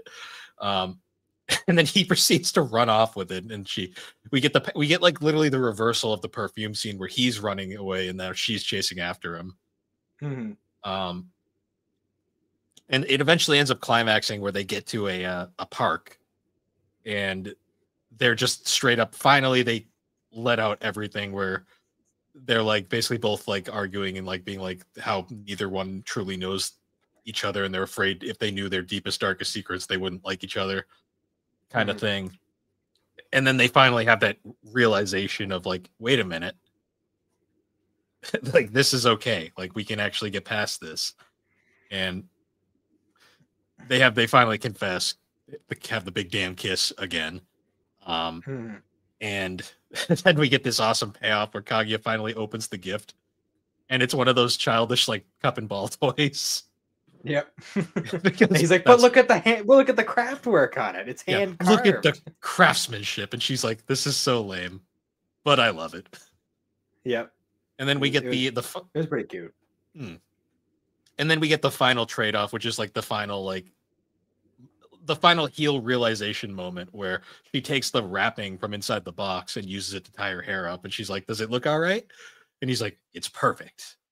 And it basically Mm-hmm. symbolizes that they've both finally reached where they need to be as people, and Yep. they're going to move on as a couple officially. Yay! It only Which took I 3 seasons will, in a movie. yeah, which and it's funny because the manga point where this takes place in the manga, there's still, it's only like halfway through, there's still a shit ton more to go. um So this only takes it to like what, like volume 13, 14, like around there. I think it's volume 14 out of Okay. 28. Wow. So yeah, it's there's still a lot. It's actually funny because the tone of the manga changes from this point on, because now the whole love is war concept is kind of over. Now it's like, now we actually have to like, move on as a couple, and you find out all the backstory and shenanigans that happen outside of the goofy court, like president, like the club activities essentially. Mm-hmm. um which is great. But then we get that really cute, like they have their first like official date, and Kaguya shows up in school uniform because she misunderstood what he meant, and he's like in like regular clothes, and she's like, this is the worst. But they're like, you know what, it's fine, this is exactly who Mm-hmm. we are. Yeah. And we kind of get a couple flash scenes to like a whole bunch of different events. We didn't talk about the scene where Kaguya runs into Mayuki's dad either, because anytime like Mayuki's dad shows up on screen is amazing. Well, I think that the scene with Kaguya, that was just like a random like scene change clip. Yeah. But there was a scene where the Tsubame, because he's doing like a fortune teller thing for some reason. Right. Yeah. Well, no, And it's just she goes in and because you got to remember he's like in there in poverty, and he like makes nothing for money, so he's just doing odd jobs to make money. yeah, he's swindling people. Pretty. Oh, Um, wait until you see how he later on. I'm not going to spoil it. It's great. but like that whole scene, like that just like that scene and the whole scene with like Ishigami and everything like that, like really left me hanging there because I really want to know what happened and like where that's gonna go. And It's sad. That's all I'll say. I won't curses. spoil. I won't spoil what happens, but you can tell by that scene that it doesn't go well. Yeah. um, I love this movie. I love how it ends. I just hate the fact that Crunchyroll split it up into 4 parts because it kind of kills the flow. Agreed. Agreed. I don't know why Crunchyroll has like a weird thing about doing that to movies, but Only some. Like, I don't get why they do it to some, but then others they don't. Yeah, the SAO movies it doesn't do that with. So I don't know, it's doesn't just it? weird. Yeah, it's weird movies like that. But But yeah, those were the Christmas episodes we watched for this though. yep. Turns If I out had anime doesn't do Christmas very well for the most part. no, well, I mean, there's some very wholesome slice of lives that we just couldn't do because of there's too much baggage attached to them. Like the Kimi ni Todoke one is really sweet, but you need to watch an entire season's worth of episodes to get that one. That's fair. Um, I mean, technically Kaguya-Sama you do as well. So, but we both at least did for this one. Yeah. Um, I'm gonna say out of the four we watched, I still think the Kaguya-Sama movie is the most complete product here. Yeah, for sure. Uh, The only other one I'd say that rivals it is Pokemon, and that's just because Pokemon by its very nature is episodic. yeah, I mean that was the most Christmas themed out of the four. Um, I mean the Kaguya-Sama one, the Christmas is probably the most prominent there as well, but that's only the last like arc, like final act of the movie. Um, that being said, though, Sword Art Online, I will give a pass just because that's obviously part of a much bigger thing. But even if the Christmas theming is very minimal, Mhm. um, Azumanga Daioh out of all of them is probably the weakest. But that's a show that you kind of have to watch as a show to truly appreciate. Yeah, that's fair. Um, Um, yeah, I'd probably go like starting from the top. I'd say Kaguya, Pokemon, Sword Art, and then Azumanga Daioh. yeah. I kind of put Azumanga Daioh and Sword Art kind of on the same level where they're both kind of just the Christmas theming is very vague to the episode Mhm. itself, and it's more you kind of they're one piece of a much larger thing like product. Yeah. Well, But I put Sword Art above only because I know the full well, story and yeah, I know the significance of that particular episode. like when you do eventually watch all of Azumanga Daioh, when you get to that episode again, it'll make more sense because you've just seen you've at least because that's episode 17 of the series out of Mhm. 26. So at least by then you know these characters. The whole show is nonsense like that the whole way through. But when you watch it from the beginning, you get attached to them as they go through the nonsense Mhm. that is their lives. Yeah. Um it's a hard show to just show one episode to, even though they're all the episodes are basically kind of just standalone. It's kind of a hard show to kind of grasp that way, like just randomly without watching the whole thing. Mhm. I But gotcha. yeah, arguably though, when I think of the episodes, I actually think statistically speaking, the Pokemon one is probably the weakest product overall, just in terms of the fact that it's like legit, like when you really think about it, nothing happens in that episode. I mean, that's kind of the original Pokemon Pokemon and yeah, anime in it general. Like it's all of just the episodes until you get to not counting like the gym badge episodes and like the actual like tournament at the end of the season. Like it's all pretty much nonsense. It doesn't matter. yeah. It just that show like kind of infuriates me watching it now because I'm like, why are they so stupid? Like the whole time I'm Yeah, watching it. for real. Uh, but But yeah, it is funny though. Like what, like it very clear. Like some of these were very much part of larger arcs, and then Kaguya just was a finished product. Granted, it had the budget of a movie, so it made sense. But yeah, all in all, I still enjoyed watching them all, even if hmm, Azumanga Daioh did confuse me a bit. But I yeah, think that yeah. is just part of just jumping in at episode 17. Well, the whole series will confuse you, but it'll be a fun confusing ride. Um, That's fair. watching it in the That's middle fair. is with no prior knowledge is very confusing. Hmm. Thankfully, if anyone wants to watch Azumanga Daioh, you can find the whole series dubbed on YouTube and subbed if you're into that. So there's that. Hmm. But Um, yeah, I think that about wraps it up. yeah. So at the time this comes out, it will be Christmas Eve. So to anyone watching when this comes out, happy holidays. Enjoy your time off from work, spend time with your families, and we will see you all next time with Geek Addicts. Any other sign offs you want to do before we close out? No, just enjoy your time off. Sleep in, because I'm sure most of you have the next day off because Yes. Christmas. I'm actually taking that unless you have entire. kids, and then you don't have the option of sleeping in. Yeah, I actually had just enough vacation time that the way I laid it out, I'm gonna get off the weekend before. I think like the 21st. I will be my last day of work, and then I'm off the rest of the year. Well, there you go. Hell yeah. So I'll be off for a week and a half, which will be really nice. I bet. I'm planning on taking some time off too. I'm gonna play some fucking Sparking Zero. Nice. I think me and Alex are gonna have the same time off, so we're probably gonna hang out. I know New Year's is probably gonna be us hanging out, getting drunk, watching bad movies again. Hell yeah. Um, yeah, fun times. Um, but yeah, once again, guys, thank you for joining us on Geek Addicts. You can find Geek Addicts on all the major podcasting platforms, particularly Apple Podcast and Spotify. Um, and be sure to check us out over on the Superpod Network. That is superpodnetwork.com. Because we're filming this early, I have no idea what we're doing on the website at that point in time, but I'm sure it'll be something Christmas themed, holiday themed, I should say.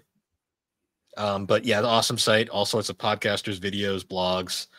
And be sure to check out our fellow podcasts over there at Superpod Saga, Super Ghost Radio, Retro Rehab, Tommy's Video Game Ride Along, A Novel Console, Bar Silence, Fine Time, the Elder Trolls Gaming Podcast, Remember 64, Gaming Together, Friday Night Gamecast, our three shows over on the GNC Studios, Gaming Collecting, the 3DO Experience, Geek Addicts, and of course, the Retro Wildlands, Press B to Cancel, and the Pre-Order Bonus Podcast.